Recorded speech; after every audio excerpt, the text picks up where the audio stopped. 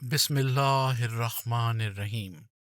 نظام جماعت سے حقیقی فائدہ اٹھانے کے لیے ضروری ہے کہ افراد اپنی غلطیوں اور کمزوریوں کی اصلاح کریں۔ خلیفہ وقت کے مقرر کردہ عہدیداروں کی اطاعت بھی ضروری ہے۔ خطبہ جمعہ سیدنا حضرت خلیفۃ المسیح ثانی رضی اللہ تعالیٰ عنہ، فرمودہ 13 ستمبر سن 1940۔ قسط سوم آخری۔ حضرت مصلح موعود رضی اللہ تعالیٰ عنہ کے بیان فرمودہ اس خطبہ جمعہ میں حضور رضی اللہ تعالیٰ عنہ نے احباب جماعت کو عہدیداران کی اطاعت کرنے کی نصیحت فرمائی ہے۔ قارئین کے استفادے کے لیے یہ خطبہ شائع کیا جاتا ہے۔ ادارہ گزشتہ سے پیوستہ۔ بس جماعت کے دوستوں کو میں یہ نصیحت کرتا ہوں کہ نظام کی برکتیں اس کی پیچیدگیوں کو حل کرنے سے حاصل ہوتی ہیں، ورنہ نظام کے لفظ کا اندھا دھند استعمال خطرناک نتائج پیدا کر سکتا ہے۔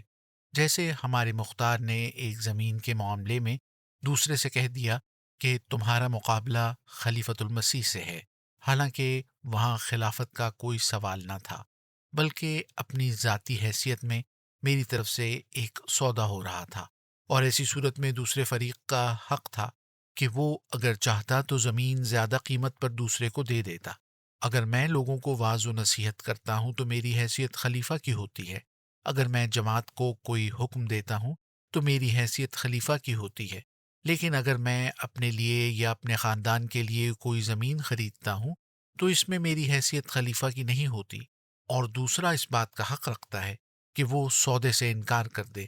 یہ ایسی ہی بات ہے جیسے ترکاری بکنے لگے تو ایک طرف سے میرا آدمی ترکاری لینے کے لیے چلا جائے اور دوسری طرف سے جماعت کا کوئی اور آدمی۔ اب ایسے موقع پر اگر میرا آدمی دوسرے سے یہ کہے کہ تم ترکاری مت خریدو کیونکہ خلیفۃ المسیح یہ ترکاری لینا چاہتے ہیں، تو یہ اس کی غلطی ہوگی، کیونکہ جیسے میرا حق ہے کہ ترکاری لوں، اسی طرح اس کا حق ہے کہ وہ ترکاری لے۔ اگر وہ پہلے پہنچ جاتا ہے تو یقیناً اس کو حق ہے۔ گو بعض دفعہ شریفانہ رنگ میں ایک دوسرے کی ضروریات کو بھی ملحوظ رکھا جا سکتا ہے۔ اگر اس کی ضرورت زیادہ اہم ہوگی تو میرا آدمی اپنا حق چھوڑ سکتا ہے، اور اگر میرے آدمی کی ضرورت زیادہ ہوگی تو دوسرا اپنا حق چھوڑ سکتا ہے۔ بس جماعت کے عہدیداروں کو میں نصیحت کرتا ہوں کہ ہر چیز کو اس کی حد کے اندر رکھو۔ اگر تم اسے حد سے بڑھا دو گے تو وہ چیز خواہ کتنی ہی اعلیٰ ہو بری بن جائے گی۔ ایک شاعر کا ایک شعر ہے جو مجھے یاد تو نہیں آ رہا، مگر اس کا مفہوم یہ ہے کہ تل بڑی خوبصورت چیز ہے، لیکن جب وہ بڑا ہو جاتا ہے تو مسا بن جاتا ہے۔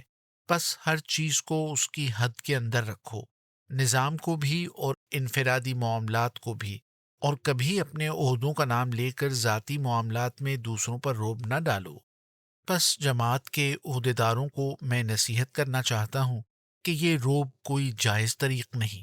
محض ناظر ہونا تمہیں یہ حق نہیں دے دیتا کہ تم درست معاملات میں بھی لوگوں پر اپنی نظارت کا روب ڈالو۔ روب ناظر ہونے میں نہیں، بلکہ اولی الامر ہونے اور شریعت کے مطابق چلنے میں ہے۔ اگر میری اس نصیحت کے بعد بھی کسی کے متعلق میرے پاس یہ رپورٹ پہنچی کہ اس نے اپنے عہدے کا ناجائز استعمال کیا ہے تو میں اسے سخت سزا دوں گا۔ اس کے بعد ایک اور بات کہنی چاہتا ہوں، اور وہ یہ ہے کہ کسی شخص نے ایک اخبار میرے سامنے پیش کیا ہے جس میں ایک شادی کے سلسلے میں ایک احمدی عورت کے یہ الفاظ شائع ہوئے ہیں کہ اس کی مثال عائشہ رضی اللہ تعالی عنہا جیسی ہے۔ میں نے وہ اخبار خود بھی پڑھا تھا اور میں محسوس کرتا تھا کہ یہ غلطی ہے، مگر میں نے اس کے متعلق کچھ کہنے کی ضرورت نہ سمجھی۔ جب جماعت کے اور دوستوں کے نوٹس میں بھی یہ بات آئی اور انہوں نے اس کے متعلق مجھے بعض خطوط لکھے تو انہیں پڑھ کر مجھے یہ خیال آیا کہ جیسے دو چار آدمیوں کے دلوں میں یہ شبہات پیدا ہوئے ہیں، ممکن ہے ایسے ہی شبہات بعض اور لوگوں کے دلوں میں بھی پیدا ہوئے ہوں۔ اس لیے ضروری ہے کہ میں اس کے متعلق اپنے خیالات کا اظہار کر دوں۔ اگر اخبار میں یہ بات نہ آتی تو اس کی حیثیت بالکل اور ہوتی اور ذاتی طور پر اس کی اصلاح کی جا سکتی تھی، مگر اب چونکہ یہ بات اخبار میں آ گئی ہے اور اخبار میں آ جانے کی وجہ سے سینکڑوں نہیں بلکہ ہزاروں لوگوں کی نظروں سے یہ بات گزری ہوگی، اس لیے میں اس بارے میں کھلے طور پر اپنے خیالات کا اظہار کرنا چاہتا ہوں۔ حقیقت یہ ہے کہ یہ بھی ویسا ہی غلو ہے جیسے ناظر یہ کہتے ہیں کہ چونکہ وہ ناظر ہیں اس لیے دنیاوی معاملات میں بھی وہ لوگوں کے حکمران ہیں، حالانکہ ان معاملات میں وہ ویسی ہی حیثیت رکھتے ہیں جیسے جماعت کا کوئی اور فرد، چاہے وہ کیسی ہی ادنا حالت کیوں نہ رکھتا ہو۔ اس طرح اس معاملے میں بھی غلو سے کام لیا گیا ہے۔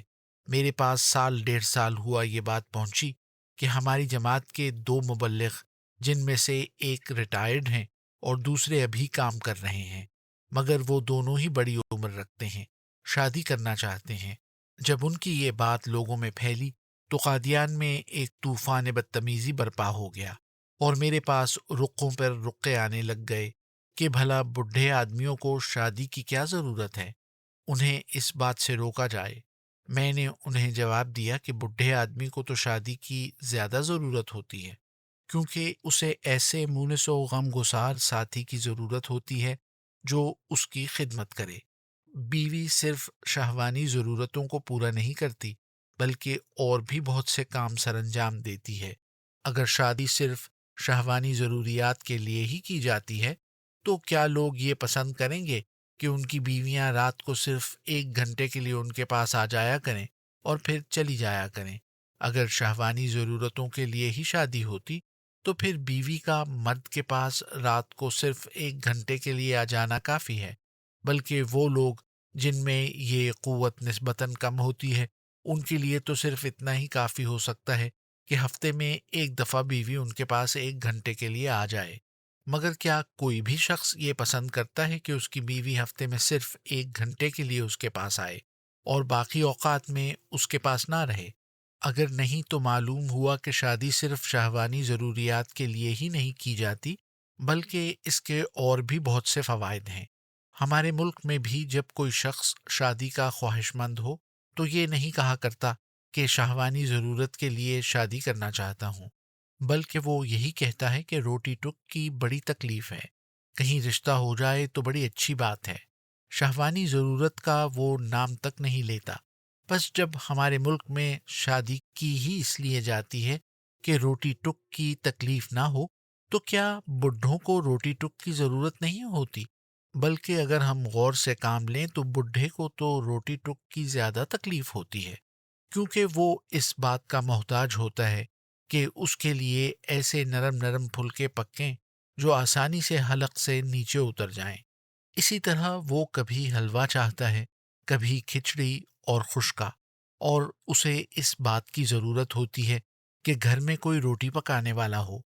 بس یہ ایسی احمقانہ بات تھی کہ جب میرے پاس پہنچی تو میں نے اسے نہایت ہی حقارت کی نظر سے دیکھا۔ بے شک اگر کوئی بڈھا کسی لڑکی پر دباؤ ڈال کر جبراً اس سے شادی کرتا ہے تو یہ قابل اعتراض امر ہے، لیکن اگر ایک عورت یہ سمجھتی ہے کہ وہ ایک بڈھے آدمی کے ساتھ آسانی سے گزارا کر سکے گی تو اس سے زیادہ کمینہ اور کون شخص ہو سکتا ہے جو یہ کہے کہ بڈھے کو شادی کی کیا ضرورت ہے؟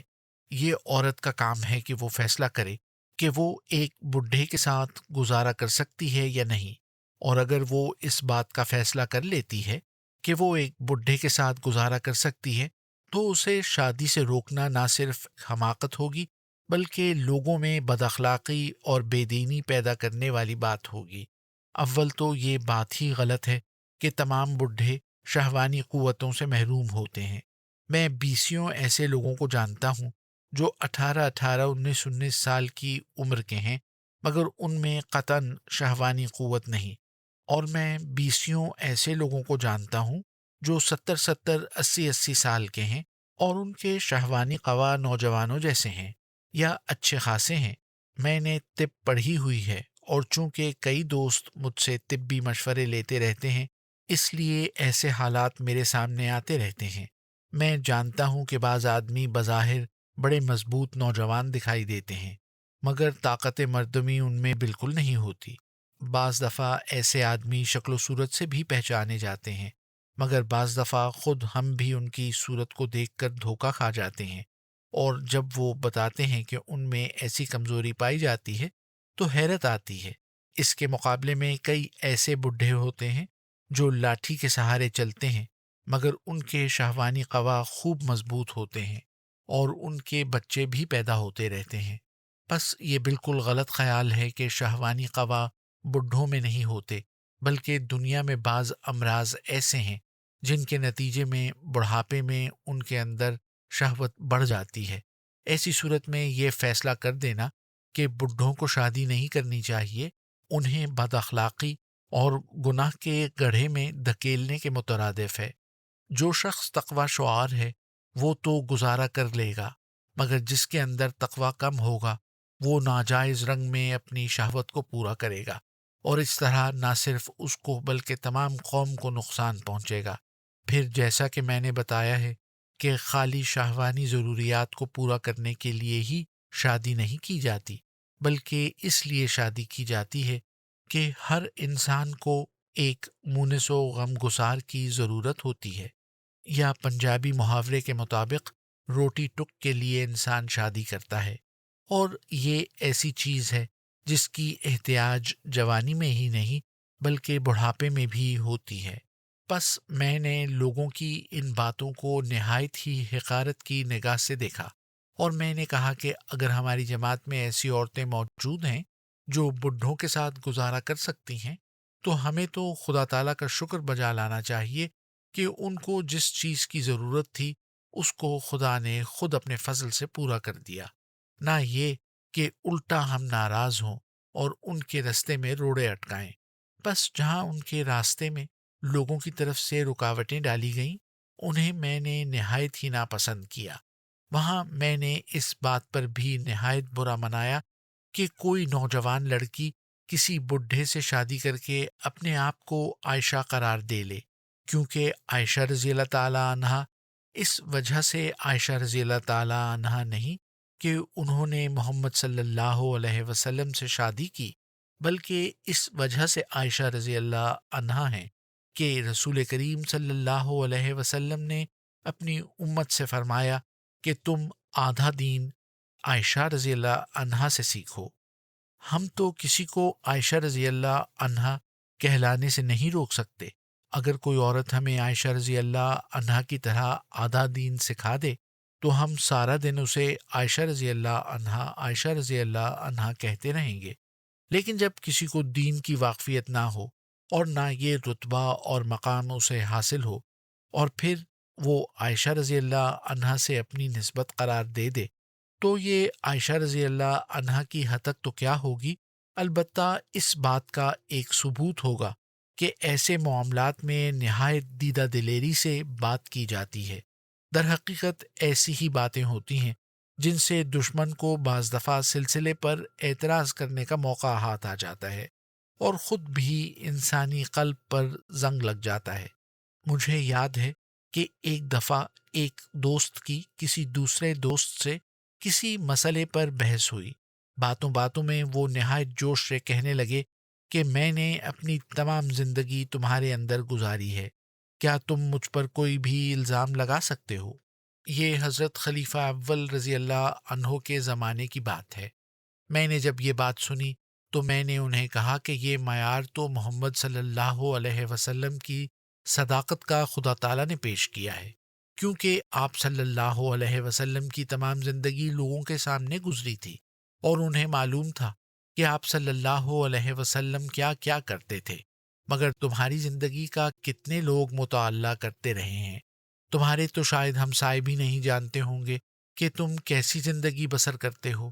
بس جب کہ تمہاری زندگی کا آج تک کسی نے مطالعہ ہی نہیں کیا، تو تم لوگوں کو کس طرح چیلنج دے سکتے ہو کہ میں نے اپنی زندگی تم میں گزاری ہے، کیا تم کوئی الزام مجھ پر لگا سکتے ہو؟ یہ تو ایسی ہی بات ہے جیسے ایک پردے کے پیچھے بیٹھا ہوا انسان کہنا شروع کر دے کہ کیا کوئی کہہ سکتا ہے کہ میں کالا ہوں؟ اب ہمیں کیا معلوم کہ وہ کالا ہے یا گورا ہے؟ وہ پردے سے نکلے تو اس کے متعلق کوئی رائے قائم کی جا سکتی ہے۔ اسی طرح جس شخص کی زندگی تاریکی کے پردوں میں چھپی ہوئی ہو، وہ یہ دعویٰ کس طرح کر سکتا ہے کہ مجھ پر کوئی شخص الزام عائد نہیں کر سکتا؟ اس کے مقابلے میں رسول کریم صلی اللہ علیہ وسلم کی زندگی پبلک زندگی تھی۔ وہ اس بات کا حق رکھتے تھے کہ لوگوں کو چیلنج کریں کہ تم میں سے کوئی مجھ پر الزام عائد نہیں کر سکتا، تو یہ غلو ہے جس سے عزت نہیں بڑھتی بلکہ دشمن کو خواہ مخواہ ہنسی کا موقع ملتا ہے۔ اگر کوئی عائشہ رضی اللہ عنہا بننا چاہتی ہے تو وہ عائشہ رضی اللہ تعالی عنہا کی طرح ہمیں آدھا دین سکھا دے۔ جس دن ہماری جماعت میں کوئی ایسی عورت پیدا ہو جائے گی جو ہم کو اسی طرح پڑھانے کے لیے تیار ہو جائے گی جس طرح عائشہ رضی اللہ عنہا نے ابو بکر رضی اللہ عنہا کو پڑھایا، جس طرح عائشہ رضی اللہ عنہا نے عمر رضی اللہ عنہ کو پڑھایا، جس طرح عائشہ رضی اللہ عنہا نے عثمان رضی اللہ عنہ کو پڑھایا، جس طرح عائشہ رضی اللہ عنہا نے علی رضی اللہ عنہ کو پڑھایا۔ اور جب کوئی ایسی عورت پیدا ہو جائے گی جو خود مجھے آ کر دین سکھائے گی، اس دن میں اس کے متعلق کہہ دوں گا کہ وہ عائشہ رضی اللہ عنہا ہے۔ آخر جب قرآن کہتا ہے کہ اے لوگو تم محمد صلی اللہ علیہ وسلم کی نقل کرو، یہاں تک کہ تم محمد صلی اللہ علیہ وسلم کا کامل نمونہ بن جاؤ، تو ہمارے لیے اس میں کون سی حرج کی بات ہے کہ ہم اپنی عورتوں سے کہیں کہ تم عائشہ رضی اللہ عنہا بنو، اور جب کوئی عائشہ رضی اللہ عنہا بن کر دکھا دے تو اسے کہہ دیں کہ وہ عائشہ رضی اللہ عنہا کی طرح ہو گئی۔ لیکن دین کے متعلق تو کوئی واقفیت نہ ہو اور محض ایک بڈھے سے شادی کر کے اپنے آپ کو عائشہ رضی اللہ عنہا قرار دے لیا جائے، یہ دین سے تمسخر اور استہزاء ہے۔ پھر بڈھے سے کسی نوجوان لڑکی کا شادی کرنا کوئی ایسی بات بھی نہیں جس کی دنیا میں مثال نہ ملتی ہو۔ موجودہ زمانے میں ہی دنیا میں ہزاروں ایسی مثالیں پیش کی جا سکتی ہیں، اور گزشتہ 1300 سال میں تو اس کی لاکھوں مثالیں مل سکتی ہیں۔ قریب کی مثالوں میں سے مولوی عبداللہ صاحب غزنوی کی مثال ہے۔ ان کے متعلق یہ بات ثابت ہے کہ وہ بڑھاپے تک شادیاں کرتے چلے گئے تھے، یہاں تک کہ حضرت خلیفہ اول رضی اللہ عنہ ہنس کر فرمایا کرتے تھے کہ وفات سے 3-4 دن پہلے انہوں نے اپنے بعض شاگردوں سے کہا کہ میں چاہتا ہوں کہ تم میری کوئی اور شادی کرا دو تاکہ سنت نبوی پر عمل ہو جائے۔ ان کے پاس دنیا نہیں تھی، صرف دین تھا۔ لوگ اسی وجہ سے اپنی لڑکیاں ان سے شادی کے لیے پیش کر دیا کرتے تھے۔ حضرت مسیح موعود علیہ السلام کی اپنی شادی بھی اسی قسم کی تھی۔ حضرت مسیح موعود علیہ السلام کی عمر 50 سال سے زائد تھی اور ہماری والدہ بہت چھوٹی عمر کی تھیں۔ دلی والے تو شہروں میں بھی بڑی عمر کے مردوں سے اپنی لڑکیوں کو نہیں بیاہتے، سوائے اس کے کہ وہ بہت مالدار ہوں، اور گاؤں کے رہنے والوں سے تو شادی کرتے ہی نہیں، مگر پھر بھی یہ شادی ہو گئی۔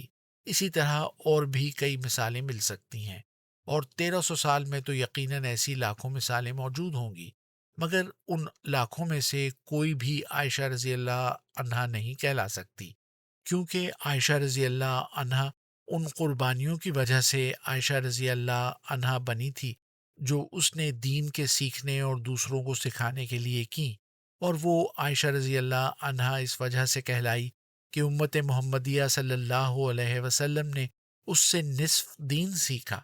کیا ہی وہ سمجھدار عورت تھی، اور کیسا ہی شاندار اس کا بلند علمی مقام تھا کہ حضرت جعفر رضی اللہ عنہ کی شہادت پر جب رسول کریم صلی اللہ علیہ وسلم نے ایک درد کی حالت میں فرمایا کہ جعفر رضی اللہ عنہ پر تو رونے والا بھی کوئی نہیں، تو صحابہ رضوان اللہ علیہم اپنے اپنے گھروں کو گئے، اور انہوں نے عورتوں سے کہا کہ اپنے مردوں پر رونا چھوڑو اور جعفر رضی اللہ عنہ کے گھر جا کر رو، کیونکہ رسول کریم صلی اللہ علیہ وسلم نے فرمایا ہے کہ جعفر رضی اللہ عنہ پر تو رونے والا بھی کوئی نہیں۔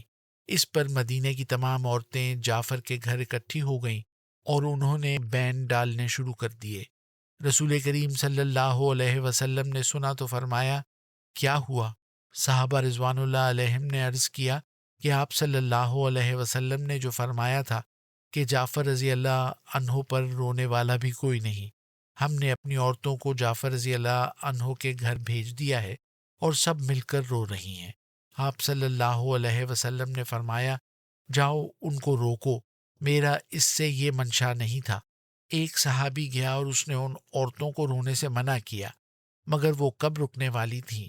انہوں نے کہا تم ہمیں کون منع کرنے والے آئے ہو؟ رسول کریم صلی اللہ علیہ وسلم نے یہ فرمایا ہے کہ جعفر رضی اللہ تعالی عنہ پر تو رونے والا بھی کوئی نہیں۔ اس نے جب دیکھا کہ وہ کسی طرح خاموش ہونے میں نہیں آتی تو وہ پھر رسول کریم صلی اللہ علیہ وسلم کے پاس آیا اور کہنے لگا، یا رسول اللہ، وہ تو خاموش نہیں ہوتی۔ آپ صلی اللہ علیہ وسلم نے فرمایا، ڈالو ان کے منہوں پر مٹی۔ مطلب یہ تھا کہ تم انہیں ان کے حال پر رہنے دو، وہ خود ہی رو دھو کر خاموش ہو جائیں گی۔ مگر اس صحابی نے اپنی جھولی میں مٹی بھر لی اور جا کر ان عورتوں کے منہ پر ڈالنا شروع کر دی۔ حضرت عائشہ رضی اللہ عنہا کو اس کا علم ہوا تو آپ نے اسے سختی سے روکا اور فرمایا، تمہیں شرم نہیں آتی کہ تم ان عورتوں کے منہ پر مٹی ڈال رہے ہو؟ اس نے کہا، رسول اللہ صلی اللہ علیہ وسلم نے فرمایا ہے کہ ان کے منہ پر مٹی ڈالو۔ آپ رضی اللہ عنہا نے فرمایا، تم نے رسول کریم صلی اللہ علیہ وسلم کا مطلب نہیں سمجھا۔ آپ صلی اللہ علیہ وسلم کا تو یہ مطلب ہے کہ اس بات کو جانے دو، خود ہی خاموش ہو جائیں گی، مگر تم نے مٹی ڈالنی شروع کر دی ہے۔ پھر عائشہ رضی اللہ عنہا وہ تھیں جس نے 1300 سال کے علماء کو یہ کہہ کر شکست دی کہ قولو انہو خاتم النبیین ولا تقولوا لا نبی بعدا، بے شک تم رسول کریم صلی اللہ علیہ وسلم کو خاتم النبیین کہو، مگر یہ مت کہو کہ آپ کے بعد کوئی نبی نہیں آ سکتا۔ از ریکارڈ خلافت لائبریری، ربوہ۔